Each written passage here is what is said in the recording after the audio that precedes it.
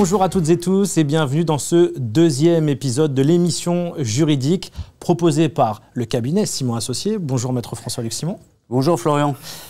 Pour ce deuxième numéro, on va s'attaquer à un gros morceau, un sujet très important pour les enseignes, celui des avis clients. Est-ce que vous pouvez nous en dire un petit peu plus ? Oui, alors on va rentrer dans le détail des différents aspects qui sont nombreux et plus nombreux qu'il n'y paraît relatifs à l'avis client. Ce que je peux vous dire sans déflorer les choses, c'est qu'on a gardé la recette d'origine. On prend un sujet, l'avis client, qui excite la curiosité parce qu'il n'a pas été encore véritablement traité, en particulier sous un angle juridique, puisque nous, on est un cabinet d'avocats. Mais on le traite avec des gens qui ont déjà une expérience acquise dans le domaine, notamment au plan juridique. Là où on a essayé d'améliorer la recette, si je puis dire, cette fois-ci, c'est qu'on a invité à la table de la discussion des gens qui ne sont pas des juristes et qui ont un discours complémentaire de celui des juristes qui vont vous présenter ce sujet. Eh bien, écoutez, merci beaucoup. Je vous propose donc de partir pour une petite heure d'émission ensemble, découpée en chapitres très clairs. Ça concerne les avis clients et ça commence tout de suite.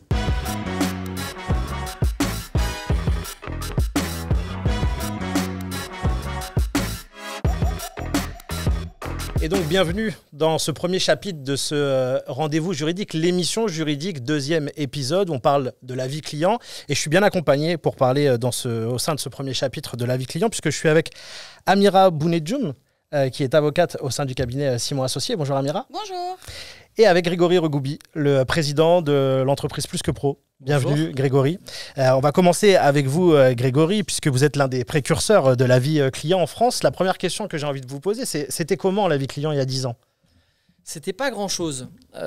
C'était même pas encore à ce stade un artifice marketing, parce que peu avaient compris l'importance de capitaliser sur la satisfaction de leurs clients.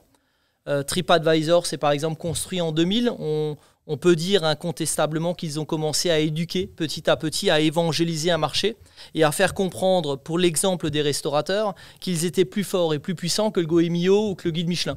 Et donc, entre effectivement le palais, perfectionné, habile et expérimenté d'une personne qui ne fait que ça, et monsieur tout le monde qui découvre le restaurant, monsieur tout le monde préfère avoir les avis d'autres personnes comparables, et ça a été le début de l'évangélisation des avis clients.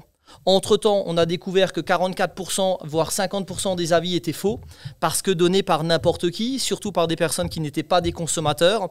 Et vient ensuite la deuxième étape, l'avis client contrôlé. Et c'est en ce sens que l'on fait partie des précurseurs, parce qu'on s'est tout de suite dit d'avoir des avis clients, oui, mais seulement si ça s'appuie sur ce que l'on appelle la robustesse du vrai, à savoir des véritables retours d'expérience de consommateurs, bons ou moins bons, tant qu'ils sont clients. Donc on est vraiment parti de loin, mais le marché s'est construit, s'est domestiqué. Et aujourd'hui, c'est une adoption totale des consommateurs, puisqu'ils sont 9 sur 10 à consulter des avis clients avant d'acheter, et qui plus est, dans un domaine dit anxiogène. Pour finir, le paradoxe, c'est que l'avis client n'a pas démarré dans les sujets les plus importants, parce que quand je reprends l'exemple d'un TripAdvisor, on était sur 8-10 euros de panier moyen. Et pourtant, aujourd'hui, c'est déjà 1 milliard d'avis. Donc comment un sujet qui construit ou qui a permis de construire 1 milliard d'avis, alors qu'on n'est pas sur un sujet qui va remettre en cause la santé financière d'un foyer, ne peut ne pas basculer sur ce qu'on appelle les achats anxiogènes, les achats engageants pour les foyers. Alors justement, la question aussi que je me pose, c'est que est-ce que les professionnels et les consommateurs, est-ce qu'ils ont la même appréhension de l'avis client ? Comment ils se positionnent ? Aujourd'hui, pour reprendre effectivement mes propos, pour le consommateur, c'est essentiel. C'est devenu un non négociable. D'ailleurs, quand on l'interroge, il dit plusieurs choses intéressantes. Il dit même que si une entreprise est de qualité, elle doit se faire interroger. Ils disent même, dans 82% des cas, on a mené une enquête IFOP sur le sujet, est-ce qu'une entreprise peut être sérieuse et transparente si elle n'est pas engagée dans une démarche à long terme ? Pourquoi ? Parce que l'avis client, ce n'est pas une photo, c'est un film. On peut très bien et tous montrer une photo d'un jour où on a été marié et pourtant ne plus l'être aujourd'hui. Est-ce qu'il vous viendrait à l'idée de partir en vacances dans un hôtel dont les avis datent d'il y a quelques années ? Est-ce que quelqu'un pourrait faire ça ? Pour autant, les vacances, comme le repas, c'est un sujet important, mais ce n'est pas un sujet vital. Il manque aujourd'hui 450 € un foyer moyen pour vivre confortablement. Donc, monsieur tout le monde n'a pas la liberté financière de se tromper. Le pas cher peut coûter très cher. Donc aujourd'hui, c'est vraiment un enjeu stratégique pour eux d'avoir cette réassurance et cette preuve que l'entreprise fonctionne dans la preuve. Donc, une différence forte entre le consommateur qui dit c'est un non négociable et le dirigeant qui, petit à petit, découvre que ce n'est pas un problème, mais plutôt un levier s'il le prend sous le bon angle. En fait, aujourd'hui, ils subissent beaucoup ce que l'on appelle des avis de contestation.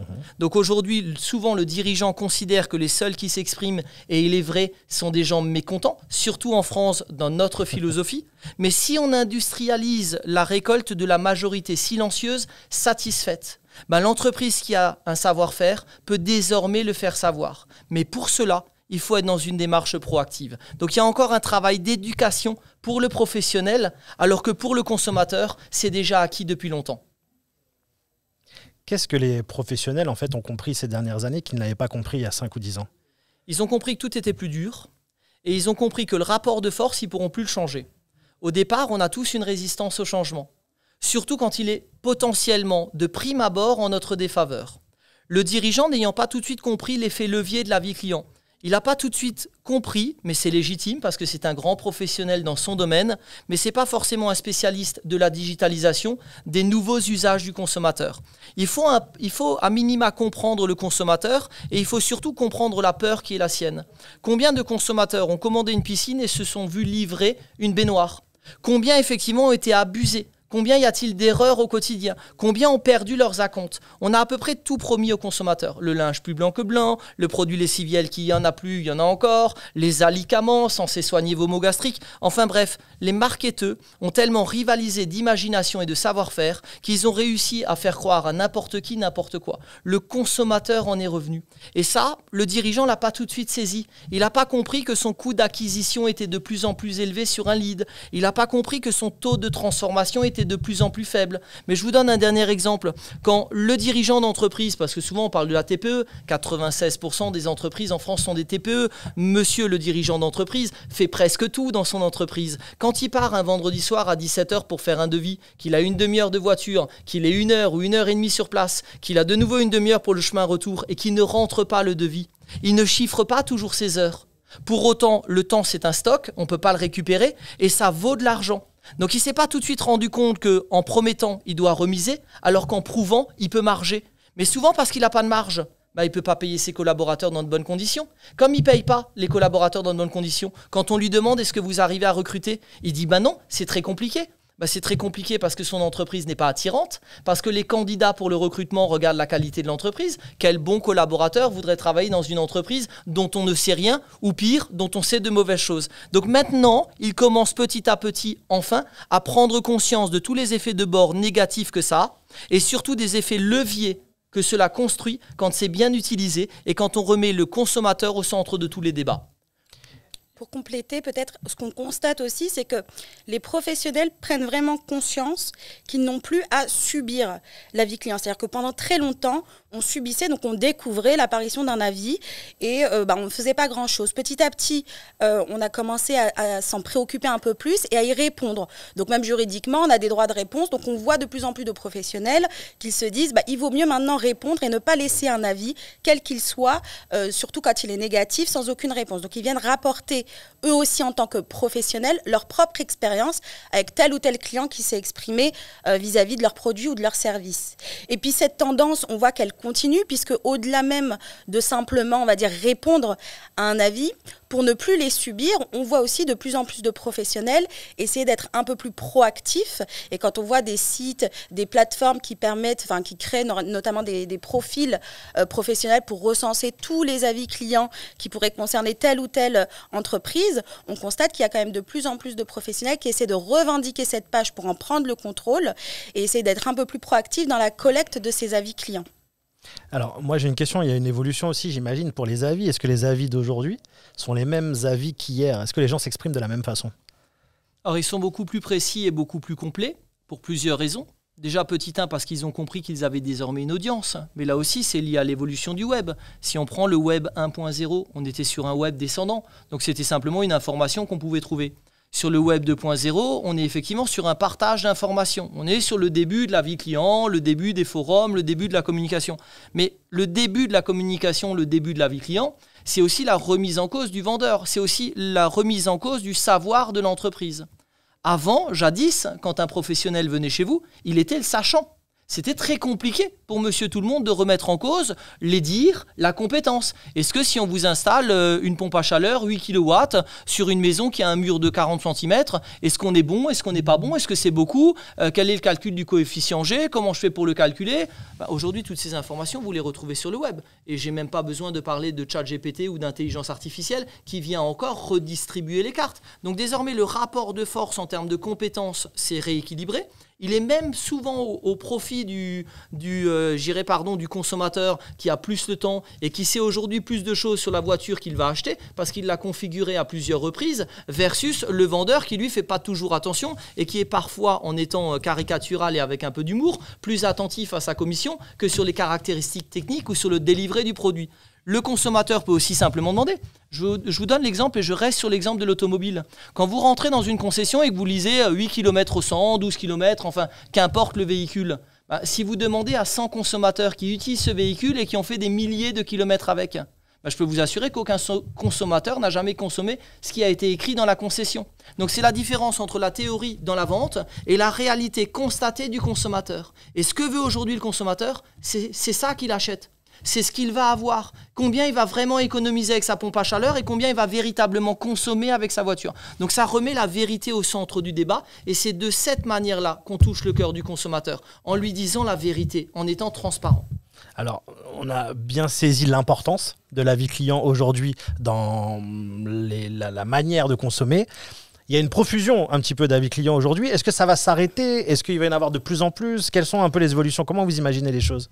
Alors, il y a une partie qu'on n'imagine plus, qu'on a vécue, c'est celle que j'évoquais tout à l'heure. C'est vrai que quand on le dit, nous on est précurseurs, mais dans les avis clients contrôlés, dans le fait qu'on ne puisse pas déposer un avis sur notre plateforme ou sur l'un de nos adhérents sans être effectivement un véritable avis, sans être un avis client d'un véritable client. Donc on fait des contrôles de la facture, on a pour respecter la norme ISO sous laquelle on est processé à peu près 350 points de contrôle. On va mettre les avis clients dans une chaîne, dans une blockchain pour éviter effectivement que l'avis puisse être modifié. Je donne souvent la même image. On mange des enfants à une virgule près, le repas du soir ne coûte pas le même prix. Donc à un moment donné, qui dit que l'avis client n'a pas été modifié? C'est un enjeu. Au départ, on se souciait simplement de savoir est-ce que c'est un véritable client. Maintenant, il faut aussi savoir si l'avis n'a pas été modifié. Depuis que l'on a compris que l'avis client était puissant, certains veulent l'instrumentaliser et le transformer en outil marketing. On est donc désormais dans l'ère, on doit empêcher cela. Et le consommateur n'en veut plus. Donc je pense que la suite logique, c'est celle que l'on vit déjà, c'est d'avoir de plus en plus de sécurité et que ce soit plus naturel pour tous de communiquer sur des véritables avis. Google et Amira en parlera certainement mieux que moi. Ils affichent désormais qu'ils ne contrôlent pas les avis, mais c'est relativement récent.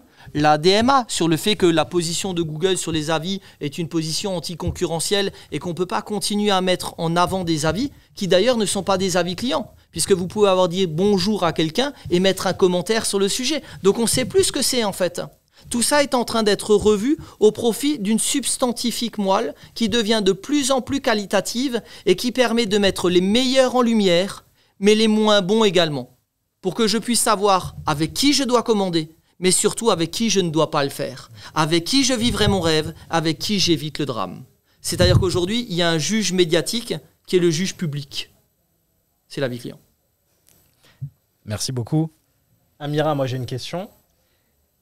Cette place de l'avis client, est-ce que ça a une traduction juridique aujourd'hui ? Alors, évidemment, ça ne peut qu'avoir une traduction juridique puisque de toute manière, le droit et l'évolution du droit est censé refléter l'évolution de notre société.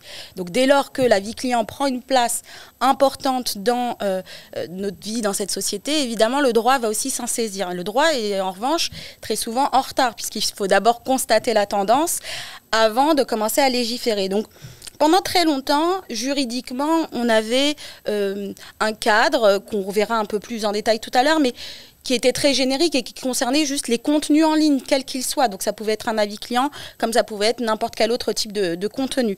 Maintenant, on voit que d'un point de vue législatif, on a de plus en plus de réglementations qui viennent créer un arsenal juridique pour justement encadrer cette nouvelle tendance. D'autant plus que quand on a des tendances, forcément on a des tendances qui sont plus positives et d'autres un peu plus négatives avec justement plein de dérives.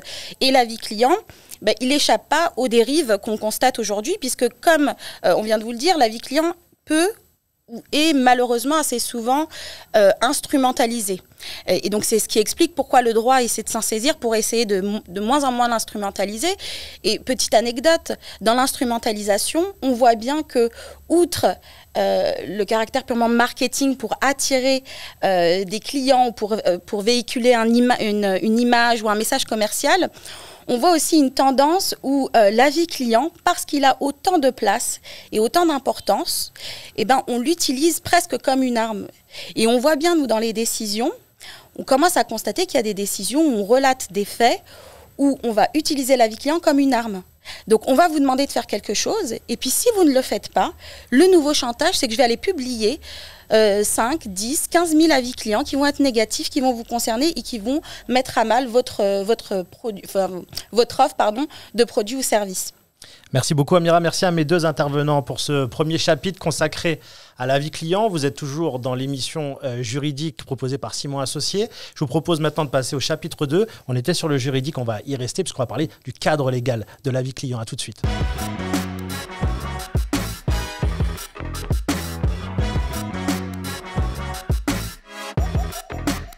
Merci de nous suivre.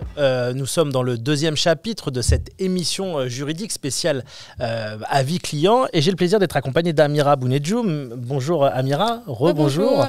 Vous êtes avocate au sein du cabinet Simon Associés et on va parler avec vous du cadre légal de l'avis client. Alors, première question assez simple, somme toute, est-ce qu'aujourd'hui il existe un cadre juridique pour encadrer les avis clients ?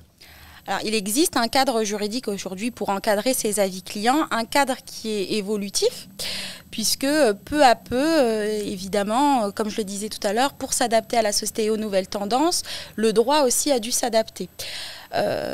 Avant cette adaptation, on va le voir qui est quand même assez récente, on a eu d'abord un cadre qui était plutôt standard, qui visait pas forcément l'avis client, mais dans la mesure où un avis client, c'est un message, un contenu qui est mis en ligne par des internautes et diffusé et hébergé par des hébergeurs et des sites internet, on avait forcément un cadre juridique pour tous les contenus en ligne qui peuvent exister.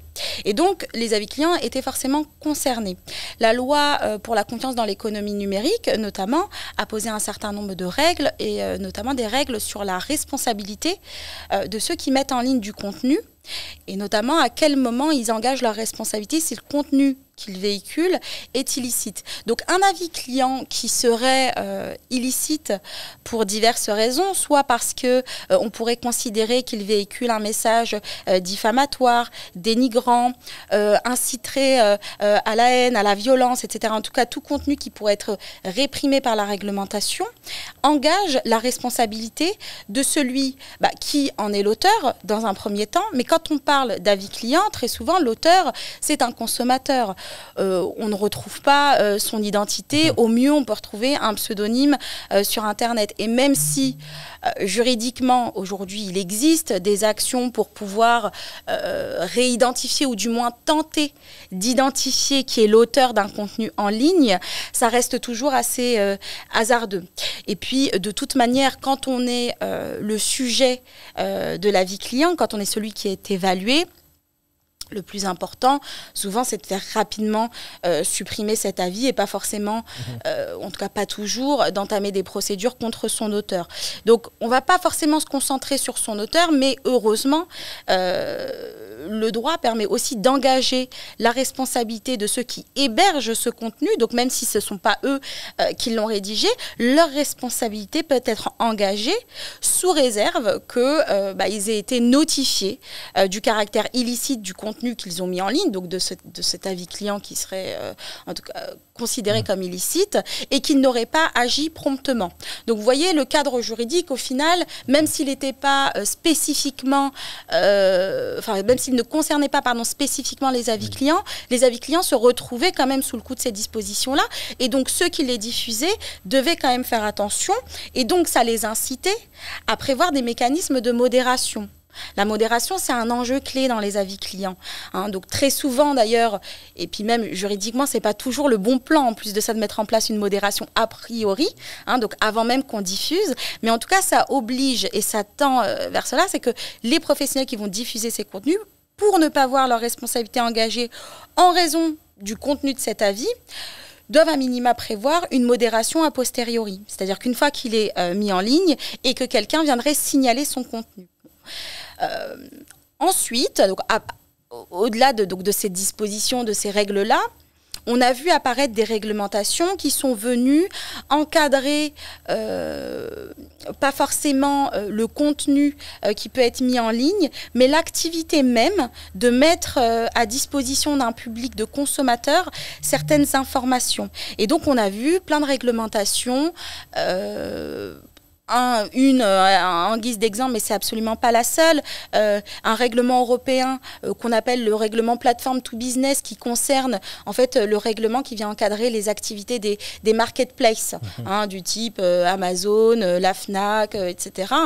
On retrouve dans ces règlements-là des dispositions qui concernent ces opérateurs, ces plateformes en ligne qui, elles, sont soumises à des obligations très fortes de transparence dans les contenus qu'elles mettent à disposition des consommateurs. Et donc là encore, quand on est une plateforme qui propose des avis clients, et on l'a vu aujourd'hui, l'avis client se professionnalise, et donc on a des acteurs qui viennent qui viennent avoir une activité qui consiste à collecter, diffuser des avis qui concernent un tiers. Et ben ces plateformes-là sont des plateformes numériques, tombent sous le coup des dispositions concernant les plateformes en ligne de manière générale, quel que soit le service qu'elles proposent. Et donc là, on se rend compte que ces plateformes, au-delà même du contenu qu'elles véhiculent, la manière dont elles peuvent le mettre à disposition des consommateurs doit respecter un certain nombre de règles très particulières et particulièrement des exigences en termes de transparence et de loyauté dans l'information qu'elles diffusent. Et puis, on se rend compte là que petit à petit, progressivement, on commence à avoir des dispositions qui vont vraiment être spécifiques aux avis clients. Et on le voit dans le Code de la consommation, on va avoir des articles qui vont clairement concerner un type d'acteur bien déterminés, que sont les gestionnaires d'avis en ligne. Donc on retrouve maintenant dans nos codes des dispositions qui parlent bien d'avis de consommateurs, d'avis qui viennent relater une expérience consommateur. Et c'est assez intéressant parce que pendant longtemps, on n'avait que un cadre, on va dire, plutôt générique, qui concernait, donc, en tout cas, les avis clients étaient concernés par ce cadre générique. Et on avait parallèlement à un cadre purement légal des normes d'application volontaire, des certifications ISO qui sont venues progressivement depuis environ 2012 à poser un cadre, des standards, on va dire plutôt unifiés pour la gestion, la collecte, la modération, la diffusion d'avis clients. Et c'est ce qui permet aujourd'hui de parler d'avis contrôlés. On a fait référence à plusieurs reprises de cette notion d'avis contrôlé. C'est parce qu'on a des organismes aujourd'hui qui peuvent être certifiés parce qu'ils décident volontairement et spontanément de respecter les exigences d'une norme.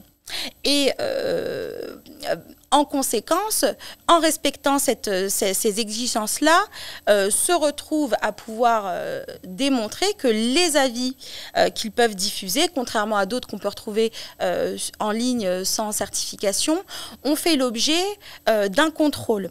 Alors ces normes, elles sont intéressantes parce qu'elles ont pour objectif de permettre aux consommateurs d'avoir une certaine confiance dans les avis qu'ils peuvent lire. Donc c'est des normes qui vont participer à préserver la confiance des consommateurs et la fiabilité des avis qu'on va lire. Mais comme je vous l'ai dit, ces normes, elles étaient vraiment d'application très volontaire. Elles posent des exigences qui sont très importantes et qui suggèrent du coup pour les professionnels qui veulent s'en prévaloir de réaliser un certain nombre d'investissements et pas que financiers, aussi humains, matériels et organisationnels pour pouvoir démontrer que les avis qui vont être collectés à travers leurs mécanismes sont des avis fiables. Et donc, on va retrouver des exigences, notamment sur le fait de ne pas pouvoir faire de sélection dans les personnes qu'on va interroger, parce que sinon, on peut faire dire ce qu'on veut à des avis clients, qu'on ne va pas faire de sélection dans l'avis qu'on va diffuser, puisque une fois qu'on a collecté un avis, il n'est pas question de sélectionner que des avis qui seraient, par exemple, positifs. D'autres exigences qui vont plutôt nous permettre d'être rassurés en tant que consommateurs, on va dire, sur l'intégrité de l'avis, c'est-à-dire s'assurer que l'avis qu'on lit sur un site correspond bien à l'avis tel qu'il a été rédigé par le consommateur. Donc ça, c'était normatif. Et pourquoi j'en parle? C'est parce que je pense, à titre personnel, que même le droit, en fait, va de plus en plus se diriger vers un cadre légal qui va s'apparenter, en fait, à ces normes-là, qui ne vont plus donc rester spontanée, en tout cas leur application ne va plus rester volontaire, mais va être retranscrite dans notre dispositif légal. Et pourquoi je vous le dis? Parce que on le retrouve dans les nouvelles dispositions du Code de la consommation, on retrouve certaines règles, certaines exigences qui sont posées par ces normes dans notre droit positif, notamment pour pouvoir garantir cette fiabilité des avis, cette confiance du consommateur. On voit que maintenant les opérateurs, les gestionnaires d'avis en ligne sont dans l'obligation de permettre aux consommateurs de s'assurer que l'avis qu'ils sont en train de lire, même si ce n'est pas un avis contrôlé, donc même si le gestionnaire, lui, ne s'est pas soumis à cette norme-là, il n'en demeure pas moins que juridiquement, il est dans l'obligation d'avoir fait un certain nombre de vérifications, notamment s'assurer que l'expérience du consommateur peut être vérifiable.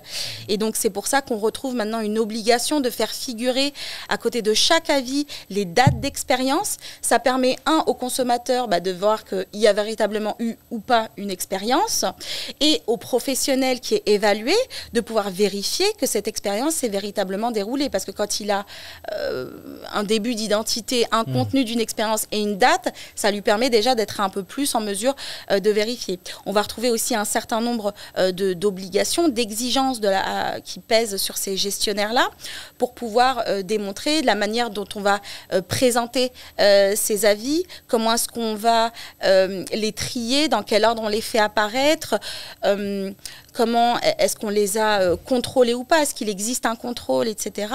Et le législateur est venu imposer des obligations, notamment de forme, en plus de ces obligations de fond, des obligations de forme assez strictes. D'ailleurs, on voit bien aujourd'hui qu'il y a certaines plateformes qui ont du mal à suivre et à les mettre en œuvre. Et c'est notamment ce qui explique pourquoi on a quelques décisions qui reviennent sur la conformité des plateformes. Puisque, toujours pour permettre aux consommateurs d'avoir une vision fiable et en tout cas la plus claire et la plus loyale possible, le consommateur doit très aisément, de manière claire, concise, retrouver toutes les informations qui lui seront utiles pour s'assurer que l'avis qu'il est en train de consulter émane d'un vrai consommateur, avec la date, une temporalité dans cet avis-là. 2, que celui qui présente cet avis-là n'est pas en train de faire un favoritisme en mettant en avant certains avis plutôt que d'autres. Et donc, le gestionnaire doit absolument indiquer au consommateur comment on les lui présente, comment on les a vérifiés, comment on les contrôle, etc. Et donc, on voit bien, à travers toutes ces exigences, qui sont maintenant retranscrites dans le Code de la consommation, que le législateur commence à définir des règles très précises et très spécifiques aux avis clients. Et d'ailleurs, peut-être juste pour conclure, au-delà donc de cette conformité qui... Aujourd'hui, on se rend compte que, et c'est aussi ce qui explique, on le verra quand on parlera du contentieux, pourquoi est-ce qu'on voit que le contentieux commence à changer, qu'il ne se focalise plus vraiment sur un avis, mais plutôt sur une plateforme d'avis et sur les acteurs des avis clients. C'est parce que, en fait, on voit que maintenant, si une plateforme qui veut diffuser, dont l'activité c'est de diffuser des avis clients, veut continuer à le faire, elle est obligée de respecter toutes ces exigences-là. Autrement, ce n'est pas l'avis qui est supprimé, mais c'est carrément toutes les pages entreprises qu'elle va référencer, pour lesquelles elle va pouvoir collecter des avis, qui vont devoir être supprimées. Et d'ailleurs, maintenant, un opérateur qui va présenter à des consommateurs des avis clients qui seraient présentés comme des vrais avis alors qu'ils ne le seraient pas, et que ces avis concerneraient des produits, alors là c'est quand même spécifique, pas forcément sur des services, mais sur des produits. On a maintenant dans le Code de la consommation une disposition qui vient nous dire que ces faits-là sont constitutifs d'une pratique commerciale trompeuse. Vous voyez, la réglementation maintenant, elle devient de plus en plus spécifique. Alors très rapidement, oui. Fin 2022, donc récemment, des règlements européens annoncés comme majeurs dans le monde du numérique ont été adoptés. Alors il s'agit du DSA pour Digital Service Act et du DMA pour Digital Markets Act. Est-ce que ces règlements ont eu un impact sur les avis clients ? Oui, elles ont eu, et puis elles vont surtout avoir, parce que leur application est un peu différée dans le temps, mais elles ont un impact forcément dans les avis clients. Le DSA, tout d'abord, pose des exigences qui sont de plus en plus fortes sur notamment la modération de contenu. Donc on va le voir que maintenant toutes les plateformes, tous les gestionnaires d'avis vont être soumis à des obligations de plus en plus fortes sur le contrôle des avis qu'ils peuvent mettre en ligne. Donc on va avoir ces impacts-là sur la modération. Et puis le DMA, le Digital Markets Act, lui, contrairement au DSA dont l'objectif est surtout de lutter contre des contenus illicite, vient plutôt restaurer, on va dire, un libre jeu de la concurrence, éviter certaines dominations, et va surtout concerner les très très grosses plateformes. Et indirectement, ça va avoir un impact sur certains avis clients, puisque une des références, on va dire, phares comme plateforme d'avis clients, on a quand même Google. Et puis on voit bien que maintenant les fiches Google Business qu'on retrouve sans les avoir recherchées sur Internet, sur le moteur de recherche, dès qu'on recherche n'importe quelle société, c'est une vitrine incroyable. Et là, on retrouve tous les avis clients, qu'on cherche ou pas des avis clients. Donc, elles sont imposées aux consommateurs.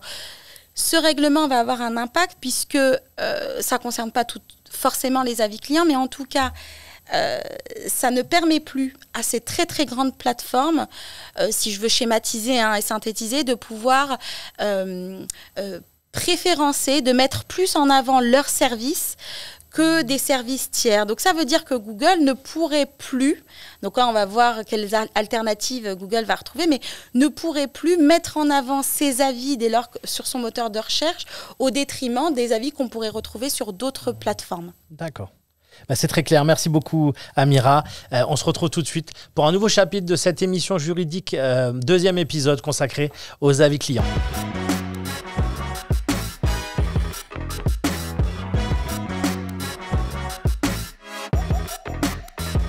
Merci de nous suivre. Vous êtes toujours dans l'émission juridique deuxième épisode consacré aux avis clients. Nous ouvrons le chapitre 3 consacré à l'avis client et les contrats entre professionnels.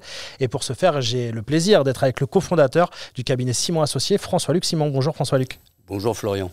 Alors François-Luc, les avis clients peuvent-ils figurer aujourd'hui dans les contrats entre professionnels ? Alors oui, les avis clients peuvent désormais être intégrés dans la réflexion et dans les mécanismes qui construisent un contrat signé entre deux professionnels. Alors, faut contextualiser la question, parce que les contrats entre professionnels, c'est quoi exactement ? C'est une relation entre deux professionnels qui va, dans le contrat, intégrer l'existence du client de l'un des deux professionnels et plus particulièrement l'avis émis par ce client au sujet de l'un des deux professionnels pour que cet avis ait une conséquence positive ou même négative sur la relation qu'entretiennent les deux professionnels. Et les contrats qui accueillent ce genre de mécanisme, contrats entre professionnels, sont très nombreux. Pour citer quelques exemples, c'est le contrat entre un fournisseur et un revendeur, entre un fabricant et une marketplace, entre un franchiseur et un franchisé. Et tous ces professionnels vont, d'une manière ou d'une autre, avoir besoin, pour construire leur relation et pour l'organiser, de tenir compte de l'avis client. Alors, il y a quand même, il faut le dire, un avant et un après.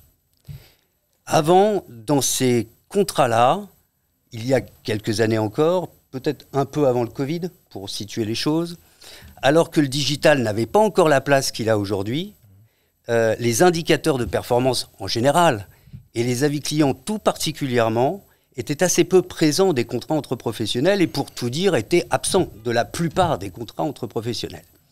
Aujourd'hui, les choses ont changé. L'avènement du digital, la prolifération des avis clients, l'évolution du régime juridique des avis clients ont rendu possible et même souhaitable l'intégration dans les contrats entre professionnels de mécanismes propres à l'avis client, ce qui n'était pas même pensable, imaginable il y a quelques années seulement. Alors, on a bien compris que c'était possible et même souhaitable, je vous paraphrase, de mettre dans les contrats entre professionnels. Mais aujourd'hui, est-ce qu'ils sont effectivement utilisés dans de tels contrats, les avis clients ? C'est en cours. Ça a démarré, ça a manifestement démarré. On n'est pas encore arrivé à maturité, mais il faut savoir quand même que les praticiens considèrent de l'avis quasi unanime que l'avis client est devenu l'un des indicateurs les plus fiables pour apprécier, pour mesurer la qualité d'un bien ou d'un service proposé par un professionnel. Et du fait de cette fiabilité, on en a déduit une utilité et de fait, les avis clients sont donc utilisés en tant qu'indicateur de performance, en tant que KPI pour réguler les contrats. Donc autrement dit, c'est perçu comme étant fiable, donc c'est perçu comme étant utile et donc on est en train de les utiliser de plus en plus. Ça prend du temps parce que les juristes ont leurs petites habitudes, les juristes ont un référentiel et dans leur horizon mental d'il y a 10 ans, on n'avait pas d'avis client, donc ça pénètre progressivement les esprits de ceux qui rédigent les contrats.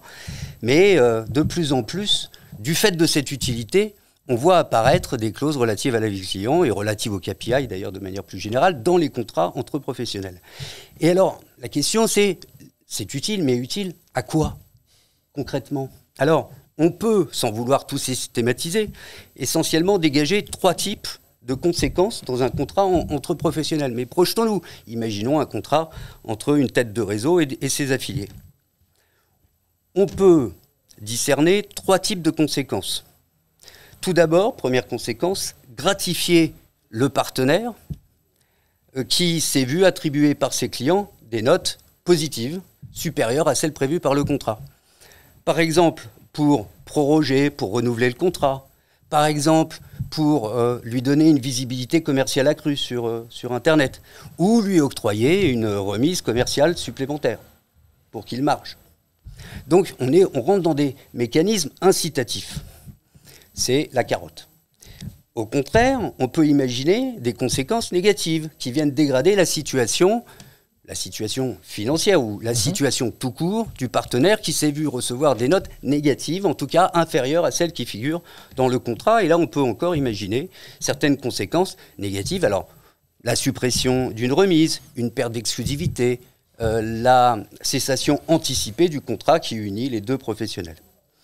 Et puis, au-delà de ce qui est positif ou négatif, au-delà de la carotte et du bâton, et qui est une vieille recette, on peut imaginer aussi des mécanismes qui viennent renforcer le système de vente, qui permet de vendre le produit ou le service, et ce, dans l'intérêt bien compris des différents professionnels. Par exemple, le partenaire qui se serait vu, qui aurait obtenu de mauvaises notes, pourrait se voir infliger l'obligation de suivre un programme de formation pour s'améliorer. L'avis client qui identifierait une petite faille dans le dispositif du vendeur pourrait, là encore, impliquer des mécanismes correctifs dans l'intérêt de tout le monde, dans l'intérêt du vendeur lui-même, dans l'intérêt du client final, dans l'intérêt de celui qui anime le réseau dans l'exemple que je viens de citer. Donc on voit bien que ces avis clients, quelles que soient les combinaisons qui sont envisagées, positives, négatives, construction d'un système de vente, participent véritablement de la satisfaction générale et peuvent même parfois être combinées entre elles. Alors justement, vous avez peut-être des exemples de combinaisons que vous avez rencontrées ? Oui, il y en a plein. Celui qu'on cite souvent, c'est celui des plateformes. Vous êtes un vendeur dans la restauration rapide, sur une plateforme type Uber Eats, Deliveroo. Vous avez 3 sur 5. Alors là, c'est vraiment une très très mauvaise note. Si vous avez durablement 3 sur 5, alors d'ailleurs, vous allez disparaître des plateformes, on ne va plus vous voir. où vous allez être à la page 35, donc on mettra 1h30 pour vous trouver, autant vous dire que vous ne vendrez plus. Mais même on peut imaginer dans le contrat de franchise qu'on impose votre sortie des plateformes, parce que vous ne faites plus le travail. Ça nuit à l'enseigne, ça nuit même aux autres franchisés, qui seront les premiers à venir critiquer cette situation. Si vous avez entre 3 et 4, c'est pas dramatique, mais c'est pas terrible. Donc, on va vous infliger, par exemple, une obligation d'avoir à vous former à ce genre de méthode, parce qu'il y a une manière de travailler pour satisfaire les plateformes, notamment au moment des rushs, et donc on va vous former pour que la note, à terme, s'améliore. Et puis, si vous avez plus de 4, là, vous redevenez, je dirais, dans le vert, donc l'obligation de formation n'a plus de raison d'être. Mais si vous atteignez des scores élevés, type 4,7, 4,8, on peut vous octroyer, par exemple, des remises supplémentaires. Là encore, on est dans cette même idée, carotte, bâton, protection du système. C'est ça la combinaison. Alors, on a bien compris qu'il était devenu utile quand même de mettre l'avis client au sein des contrats entre professionnels. Il y a forcément des précautions rédactionnelles à prendre, j'imagine, quand on rédige les contrats. Alors oui, il n'y en a pas énormément, mais le peu qu'il y a, il faut les respecter. Donc, il n'est possible de rédiger utilement, de manière efficace, une clause ou des clauses qui intègrent l'avis client dans la relation entre professionnels si 3 conditions sont réunies. Premièrement, il faut que l'avis client soit vérifiable, sinon ça n'a aucun sens, sinon l'indicateur même paraît suspect. C'est évident.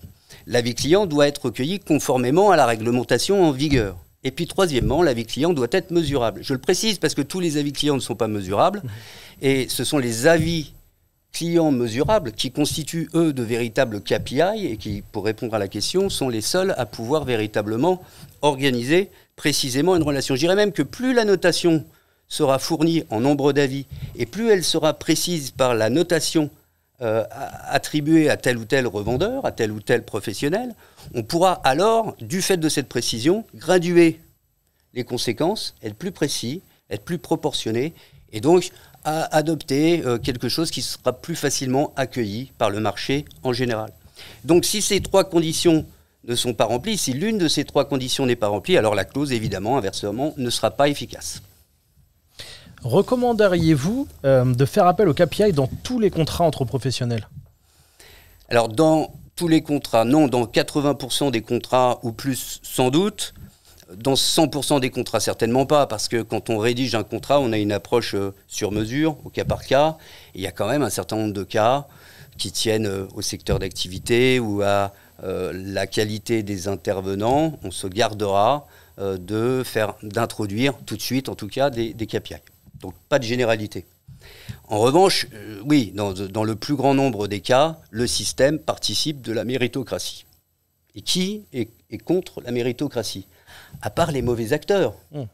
Les mauvais sont contre la méritocratie, forcément. Mais donc le contrat qui comporte des KPI, il a même un rôle de repoussoir de ceux avec qui on ne devrait pas contracter. Il a donc un rôle de filtre. Et donc en soi, c'est quelque chose déjà qui est vertueux avant même de fonctionner, avant même d'être signé. Une fois que le contrat est signé, ça devient carrément vertueux. Là, ça devient effectivement vertueux parce que ça organise de manière positive le système. Je donne un exemple. Imaginons un contrat de franchise dans le retail. On parlait des marketplaces il y a un instant, on va changer. Prenons le retail. Un franchiseur, un franchisé. L'avis client utilisé par le franchisé, il est positif, il est utile pour qui ? Eh bien, je crois pouvoir dire qu'il est utile pour tout le monde. Alors, du côté du franchiseur, ça veut dire que le franchiseur va progressivement pouvoir se développer au travers des franchisés qui se sont vus attribuer de bonnes notes. C'est-à-dire que si le franchisé a une bonne note, il va lui proposer de re-signer un nouveau contrat, de proroger le contrat, de signer un 2e, un 3e, un 4e point de vente, et ainsi de suite. Alors que celui qui n'a pas eu de bonne note, forcément, il ne sera pas incité, du fait de cette transparence, à lui donner davantage de responsabilités. Pour le franchisé lui-même, il y a aussi un avantage, c'est que le franchisé voit les choses arriver. Il sait que lorsqu'il va atteindre tel objectif, lorsqu'il va obtenir telle notation, il aura des conséquences positives qui sont traduites dans des engagements, qui sont pris dans un contrat et qui sont précises de par les conséquences financières ou autres qui sont attribuées au bénéfice du franchisé qui se serait vu attribuer une bonne note. Et à l'inverse, le franchisé qui n'a pas eu de bonne note connaîtra à l'avance les conséquences négatives, dans mon exemple, que le contrat lui promette. Alors c'est moins avantageux, évidemment, par définition, pour le mauvais élève que pour le bon, mais on comprend quand même globalement le principe vertueux de ce type de mécanisme. Il est vertueux pour le franchiseur, le franchisé, mais aussi pour l'associé du franchisé qui va pouvoir mieux valoriser son entreprise s'il peut justifier, on en a parlé il y a quelques instants, son entreprise, parce qu'il va pouvoir rattacher sa valeur à un avis client, donc donner un peu plus d'épaisseur à l'argumentaire de vente. Et puis évidemment, l'avis client est utile au client final, cela a été suffisamment souligné. Alors pour revenir au contrat et à la question que vous posez Florian, mieux sont rédigées les clauses se rapportant à l'avis client, plus le système est considéré comme vertueux par les professionnels qui ont signé ce type de contrat. Merci beaucoup, maître François-Luc Simon. Je vous propose de nous retrouver tout de suite pour une nouvelle partie de cette émission juridique dédiée à l'avis client. À tout de suite.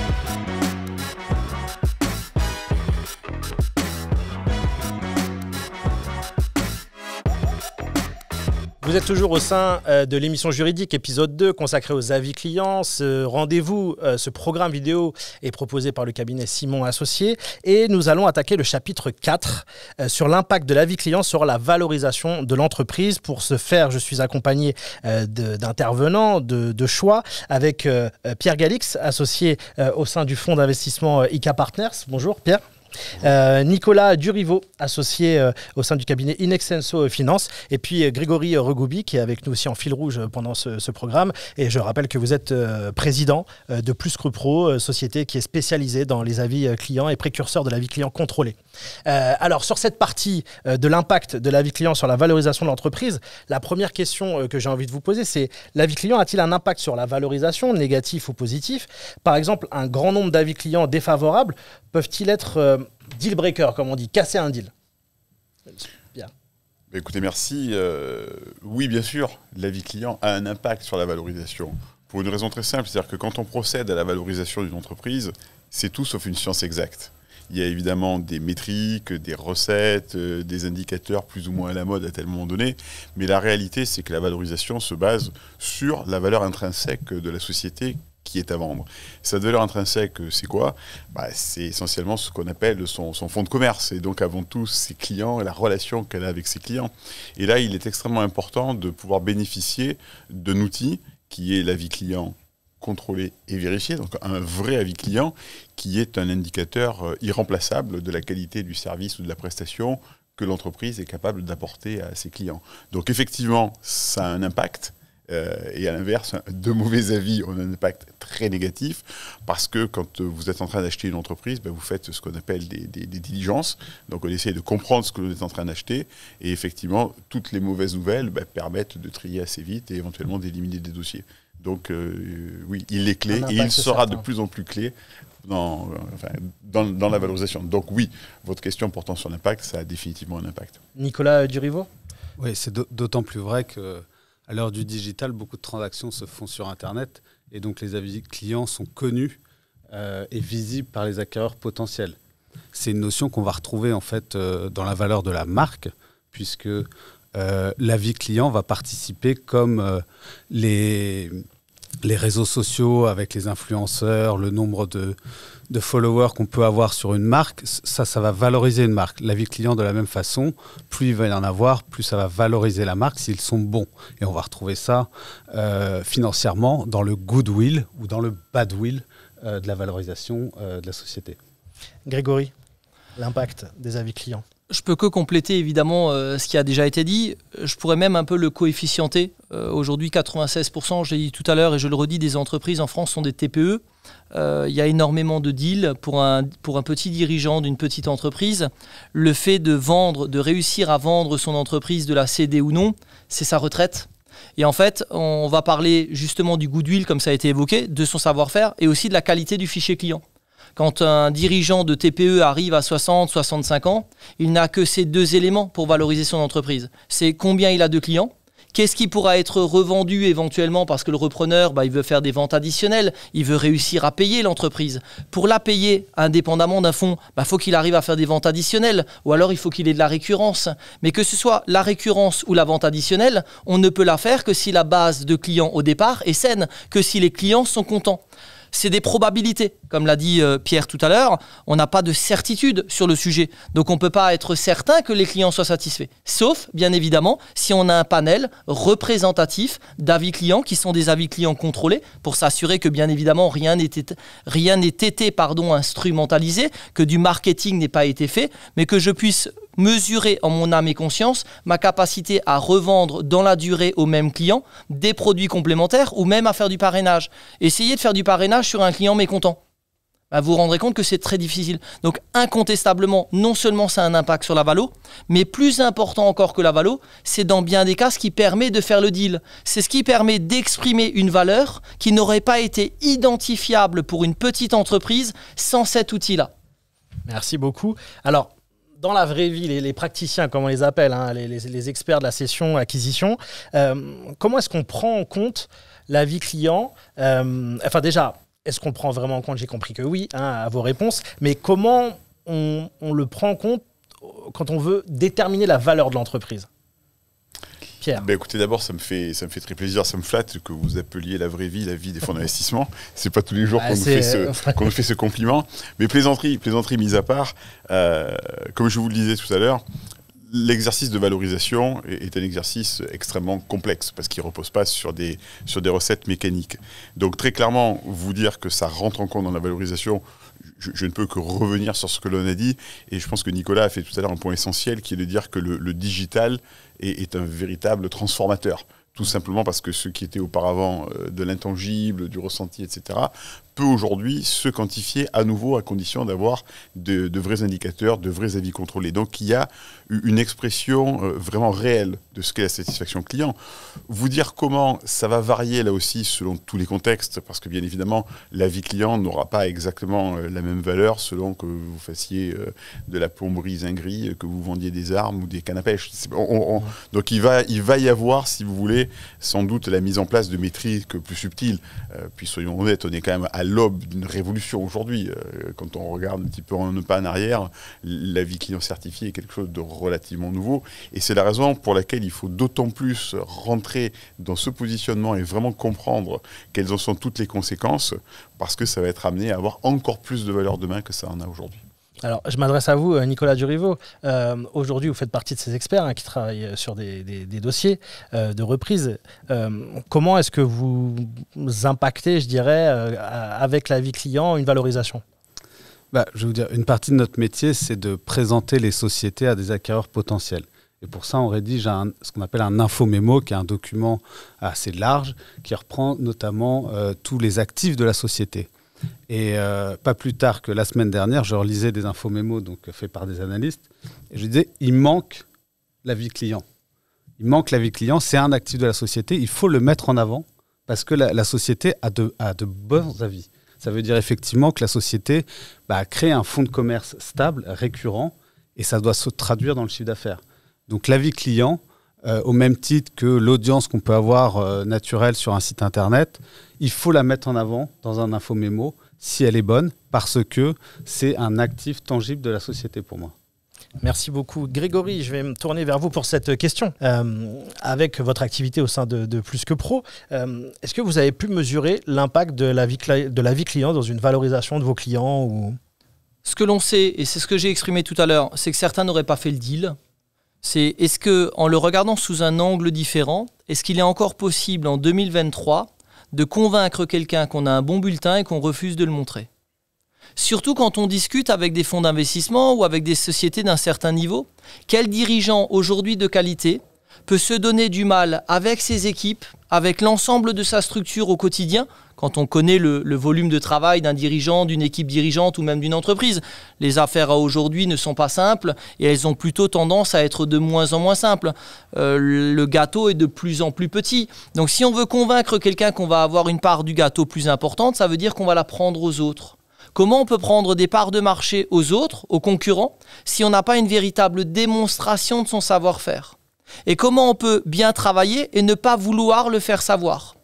Dernier point à prendre en compte, on en a parlé tout à l'heure, le sujet a été évoqué. Il y a aujourd'hui une véritable corrélation entre le volume d'avis clients et le référencement sur Internet. Quand, et je dis bien quand, les avis clients sont bien utilisés, parce que c'est un savoir-faire, c'est un métier, on a plus de visibilité à chaque nouvel avis. Il est évident que la visibilité, de la même manière que la satisfaction client, vont être des éléments de bonification. Mais si on reprend l'algorithme de Google, dont personne n'a véritablement le livre ou la Bible, ce que l'on sait de manière claire et de manière sûre, et ce sera encore le cas avec ChatGPT, vous imaginez demander à ChatGPT ou à n'importe quel outil d'IA, donne-moi la solution pour ne pas avoir de problème, donne-moi la meilleure formule. Comment ChatGPT ou comment n'importe quel IA pourrait ne pas répondre sur la base des retours consommateurs? L'IA ne fait qu'agréger de l'information qu'elle va trouver. L'information la plus qualitative que l'on retrouve sur la satisfaction des clients, c'est le témoignage d'autres clients. Donc non seulement c'est aujourd'hui la clé du référencement sur Google, donc un élément de valorisation, parce que plus je suis visible, plus j'ai de leads, mais plus mes notes sont bonnes et mieux je transforme. Donc j'ai des vrais leviers pour effectivement présenter une rentabilité, ce qui va intéresser les fonds ou n'importe quel acquéreur positif. Mais en plus, c'est ce qui va faire la différence dans le temps pour toutes les raisons évoquées. Alors, pour clôturer ce chapitre concernant la valorisation de la vie, enfin l'importance de la vie client dans la valorisation d'une entreprise, j'ai envie de vous poser une question à tous les trois. Au-delà de la valorisation, justement, en quoi la vie client est un marqueur fort pour l'acheteur ? Pour commencer, si quelqu'un souhaite, c'est toujours difficile de commencer, mais on l'a même déjà dit, redit, mais c'est important de bien le comprendre, c'est que pour le vendeur, c'est la démonstration de son savoir-faire. Pour l'acheteur, c'est la garantie de bien acheter. En fait, l'acheteur, il n'est pas plus idiot qu'un autre. Il veut un TRI, il veut une rentabilité. Quelles sont les certitudes qu'il peut s'apporter à partir du moment où il met son argent à droite plutôt que de le mettre à gauche? Aujourd'hui, dans l'absolu, il y a moins d'argent que de propositions. Des vendeurs, il y en a toujours eu. Le problème, c'est que l'argent, il n'y en a pas toujours, surtout dans un circuit économique ou dans des dispositions qui sont plus complexes. Pourquoi est-ce que je vais donner mon argent à cette entreprise et quelles sont les garanties dans un monde où j'en ai peu, je vais avoir de les récupérer? Quand j'ai quelqu'un qui m'exprime qu'il capitalise sur la satisfaction de ses clients parce qu'il a compris que c'était le meilleur levier pour que l'acquisition de nouveaux clients lui coûte moins cher. On sait tous qu'acquérir un nouveau client coûte beaucoup plus cher que de conserver un client. Pour autant, la règle pour les deux est la même. C'est que pour conquérir un client, il faut que je lui montre que les autres soient satisfaits. Mais pour garder mon client, lui aussi doit être satisfait. Donc je redis une dernière fois, comment on peut s'obliger à faire ça au quotidien et ne pas vouloir communiquer sur le sujet? Ça me semble compliqué. Merci beaucoup. Pierre Galix, l'importance pour l'acheteur des avis clients, l'importance des avis clients. Je ne peux que renforcer ce que vient de dire Grégory. C'est-à-dire quand on est en phase d'achat, le sujet auquel on est confronté, et c'est notre métier, c'est ce qu'on appelle joliment l'asymétrie d'information. C'est-à-dire que bien évidemment, le vendeur en sait beaucoup plus sur la société qu'il vend que nous n'en savons sur ce que l'on achète. Et il est clair que, pour revenir à ce que disait Nicolas tout à l'heure, on se base sur le travail de professionnels qui nous fournissent des documents pour présenter la société, normalement, de manière tout à fait impartiale, mais en essayant d'appuyer sur les points forts. Et c'est normal, il faut qu'on ait envie pour acheter. Très clairement, dans la mesure où on sait aujourd'hui que c'est disponible, je pense qu'une information qui arriverait aujourd'hui sur une société dont le secteur s'y prête, sans avoir d'avis client vérifié, ça ne serait pas forcément un deal breaker, mais on se poserait d'abord la question de savoir pourquoi ils ne nous les montrent pas, s'ils existent, pourquoi ils ne sont pas recensés, s'ils ne le sont pas faits. Tout ça, ce ne serait pas de très très bonnes informations. Et en pirouette, c'est-à-dire qu'on pourrait même dire que oui, ça a un impact fort, tout simplement parce que si on arrivait à découvrir qu'une société qui ne nous montre pas ses avis a des avis très défavorables, là on retombe sur notre première question qui serait vraisemblablement un deal breaker. Nicolas Duriveau, pour conclure sur l'importance pour l'acheteur des avis clients. Oui, bien sûr. Non, mais l'acheteur, le vendeur, tout le monde est confronté à l'avis client. Aujourd'hui, quand vous prenez un Uber, vous notez votre prestataire, le chauffeur, mais le chauffeur vous note aussi. Donc même vous, ça peut vous impacter en tant que futur acheteur. Donc à tous les étages, vous avez de l'avis client. Et dans le cas de nos transactions, c'est très important pour l'acheteur de vérifier et de faire des audits, comme il peut faire des audits financiers, fiscaux ou autres, de faire des audits sur les avis clients. Parce qu'il va faire ça notamment avec des outils d'IA, notamment de l'analyse sémantique, etc., pour retenir les points forts de la société, les points faibles de la société. Mais c'est aussi bankable d'avoir des bons avis clients. Parce que les banques, vous savez, ont des critères financiers, mais pas que. Et vont pouvoir regarder ça demain, les avis clients, savoir s'il y a une pérennité dans l'activité à travers ces avis clients. Donc c'est très important pour l'acheteur de vérifier ça avec des professionnels, souvent des auditeurs qui vont analyser ces avis clients. Merci beaucoup à tous les trois. On se retrouve tout de suite pour le chapitre 5 de cette émission juridique consacrée aux avis clients. On va parler des contentieux liés à l'avis client. À tout de suite.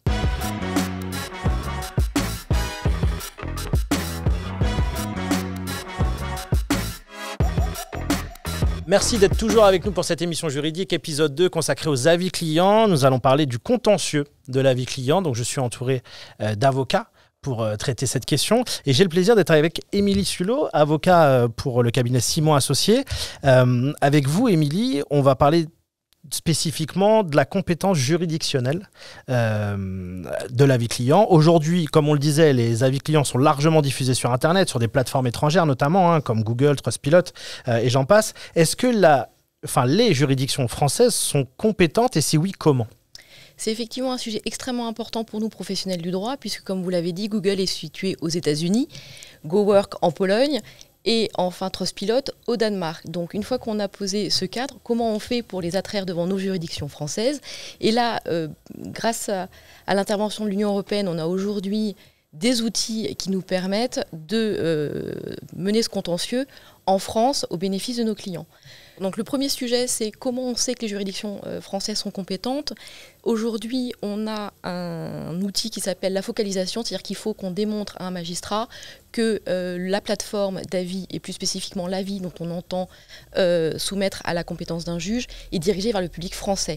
Donc la jurisprudence est venue donner un certain nombre de critères, qui est principalement la langue française, le public qui est visé, et le critère de la focalisation, c'est-à-dire qu'il faut qu'on démontre à un magistrat que le site internet concerné, et plus spécifiquement l'avis dont on entend critiquer le bien fondé, est destiné au public français. Donc généralement, la langue française est un des critères qui est retenu, effectivement. Deuxième chose, il y a la problématique de la compétence. Et la compétence, le principe de base, c'est le lieu du domicile du défendeur. Sauf que, comme on l'a dit en amont, ces sociétés étant généralement basées à l'étranger, on ne veut pas aller à l'étranger. Donc on a un outil qui s'appelle le règlement 1215-2012, dit Bruxelles 1, qui nous permet d'agir sur le lieu du fait dommageable, c'est-à-dire concrètement le lieu où les conséquences négatives de l'avis sont ressenties et donc en France. Après, en France, on a alors plusieurs possibilités. Soit le client est devant un tribunal qui a une compétence un peu en matière d'Internet et d'avis, et dans ce cas-là, on saisit le lieu de son siège social à lui, ou on est devant des juridictions qui sont moins familières de ces questions très pointues, et dans ce cas-là, on va faire des constats d'huissier sur Internet, à Paris ou devant d'autres juridictions qui nous intéressent, qui nous va permettre d'attraire le contentieux devant la juridiction concernée. Et après, il y a un autre... ça, c'est pour les sociétés qui sont basées dans l'Union européenne, mais on n'est pas dépourvu face à un Google qui est basé aux États-Unis, puisque là, on applique nos règles du Code de procédure civile, qui nous permet à nouveau d'attraire au lieu du dommage, au lieu du fait dommageable, au lieu du préjudice subi. Donc, à nouveau, on est en France. Et le troisième point qui nous permet d'agir, c'est ce qu'on appelle la pluralité de défendeurs. Donc si on arrive à en attraper un en France, on peut attraire les autres parties au contentieux sur le territoire français. Donc il y a toujours des solutions pour quand même traiter les contentieux. Amira Bounedjoum, merci d'être avec nous. Je me tourne vers vous. À quoi ressemble le contentieux sur les avis clients et sur quoi porte-t-il exactement ? Alors, le contentieux sur les avis clients, d'abord, peut-être il faut rappeler un petit peu le contexte. On a plusieurs types d'acteurs qui peuvent intervenir. On va avoir des sociétés commerciales qui vont vouloir se prévaloir de certains avis, qui vont les diffuser sur leur site internet. On va avoir aussi des sociétés dont l'activité principale est de collecter et de diffuser des avis clients qui concernent des tiers, notamment les plateformes donc, comme celles que nous venons de viser. Et donc, on est face à des acteurs qui ont des responsabilités responsabilités qui sont différentes, forcément. Juridiquement, comme on l'a vu tout à l'heure, le cadre légal, aujourd'hui, il encadre aussi bien cette activité professionnelle de collecter et de diffuser des avis clients, qui est une profession en tant que telle, et qui encadre aussi les contenus qui peuvent être véhiculés à travers ces avis.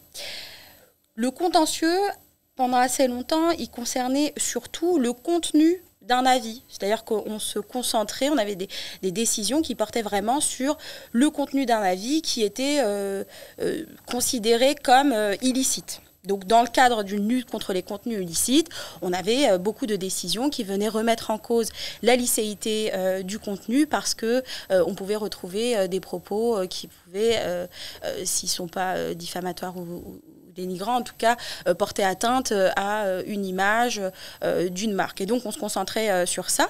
Et on avait souvent, on assigne dans ce cas-là, est-ce qu'on assigne l'auteur de cet avis, qui très souvent est un consommateur, ou est-ce qu'on assigne celui qui va le diffuser?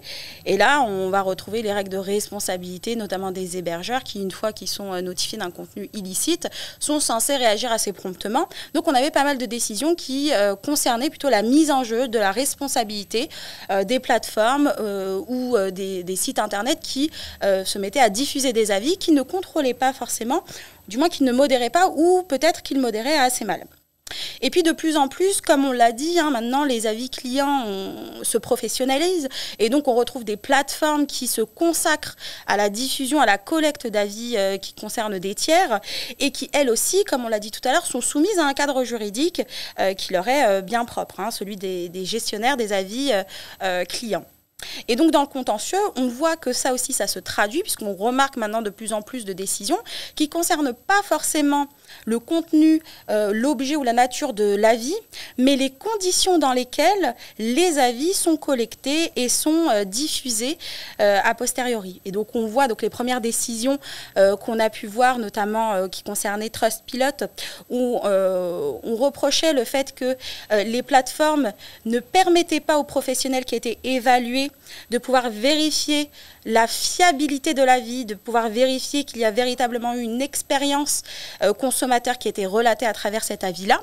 Et donc, on a eu ces décisions qui portaient notamment sur les dates d'expérience d'avis. D'ailleurs, maintenant, vous pouvez regarder que la plupart des plateformes qui se sont mises en conformité, beaucoup suite à ces premières décisions Trustpilot, puisque ça a été les premières décisions qui ont visé ce point-là, commencent à diffuser à proximité de chaque avis les dates d'expérience.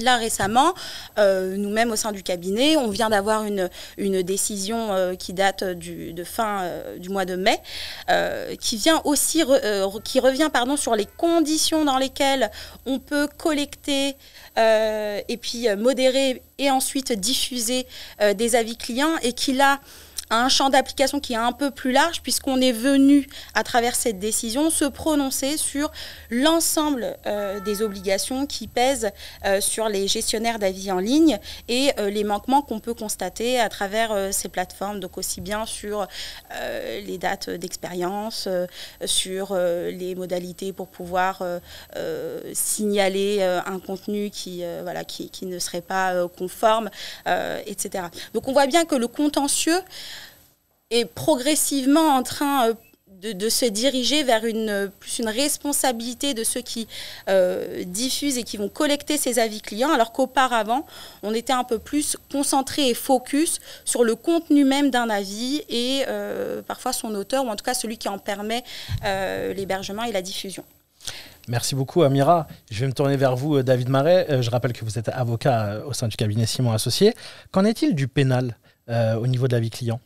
Alors, concernant le contentieux pénal, à mon sens, il faut distinguer deux types d'avis, les faux avis positifs et les faux avis négatifs.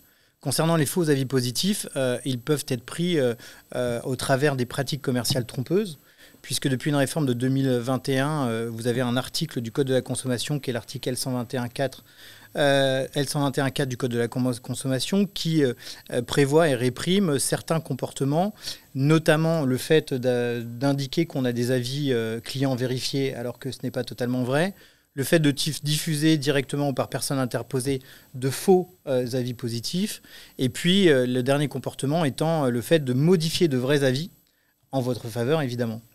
Donc ces pratiques sont réputées comme étant des pratiques commerciales trompeuses et vous avez un autre article du Code de la consommation qui réprime ces agissements de 2 ans d'emprisonnement et 300 000 € d'amende, peines qui peuvent monter à 3 ans de prison et jusqu'à 10% du chiffre d'affaires dans l'hypothèse où ces pratiques commerciales auraient abouti à ce que le consommateur achète les produits liés et grâce aux faux avis positifs.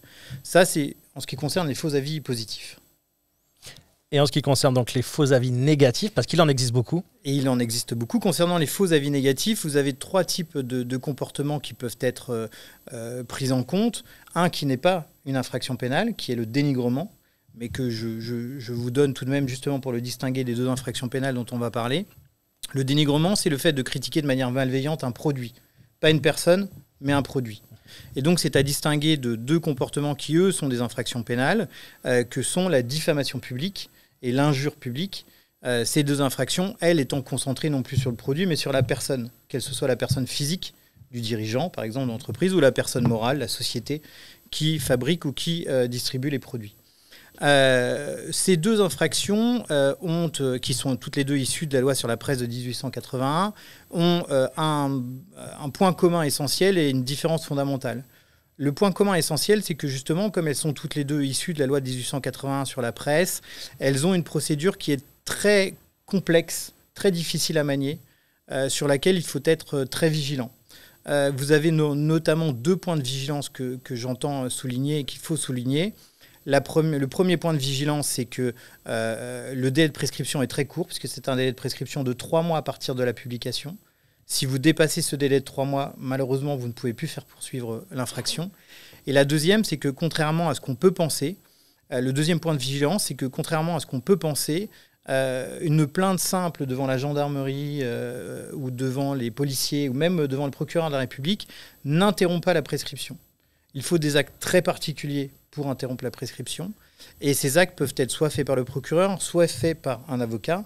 Et malheureusement, au regard de la difficulté qu'a la justice aujourd'hui à agir vite, si vous attendez que le procureur agisse, la plupart du temps, le délai est déjà dépassé et votre infraction est prescrite. Donc, concernant les diffamations publiques et les injures publiques, je conseille très fortement de passer par des actes d'avocat. Ça, c'est pour le point commun essentiel. La différence fondamentale entre la diffamation publique et l'injure publique ne tient pas tant à leur sanction, qui est identique, mais plutôt à leur différence de nature. La diffamation sanctionne l'imputation d'un fait précis qui est attentatoire à l'honneur ou à la considération. Là où l'injure est une invective, une outrance, un outrage qui vous frappe directement. Si je dis un tel est un escroc, c'est une diffamation. Si je dis un tel est un imbécile, c'est une injure. Alors vous allez me dire, la différence est subtile. Si on me traite d'escroc, je me sens tout de même injurié. Moralement, sans doute. Juridiquement, non. La différence essentielle, il y a une petite astuce pour essayer de la reconnaître, c'est la possibilité de démontrer la véracité ou la fausseté du fait. Si j'accuse quelqu'un d'être un escroc, s'il me produit un casier vierge, j'ai menti, je suis un diffamateur. Si je peux produire moi un jugement qui le condamne pour escroquerie, je dis vrai, et on ne peut pas me condamner pour diffamation, puisque lui était condamné pour escroquerie. À l'inverse, pour l'injure, eh bien, on ne peut pas prouver qu'il est vrai ou qu'il est faux que quelqu'un est un imbécile par définition, donc on est bien dans l'injure. Et cette astuce-là, on est sur un exemple qui est facile à percevoir. Il y a des éléments qui sont très difficiles à percevoir entre la diffamation et l'injure. Or, cette distinction est essentielle, fondamentale, parce que si vous vous trompez de qualification, le juge ne peut pas requalifier à votre place entre la diffamation et l'injure. Il ne peut que stopper votre procédure et malheureusement, vous avez perdu définitivement. Donc, ce sont des procédures qui existent. Les victimes de ce type d'agissement, que ce soit les pratiques commerciales trompeuses, le dénigrement, l'injure ou la diffamation publique, ont des moyens d'action, mais ce sont des moyens d'action à manier avec subtilité et bien encadrés, bien entourés. Merci beaucoup à nos intervenants de nous avoir accompagnés durant ce chapitre consacré au contentieux de la vie client, qui était le dernier chapitre de cette émission juridique, l'émission juridique 2e épisode consacré aux avis clients. On vous retrouve très bientôt pour un nouveau rendez-vous.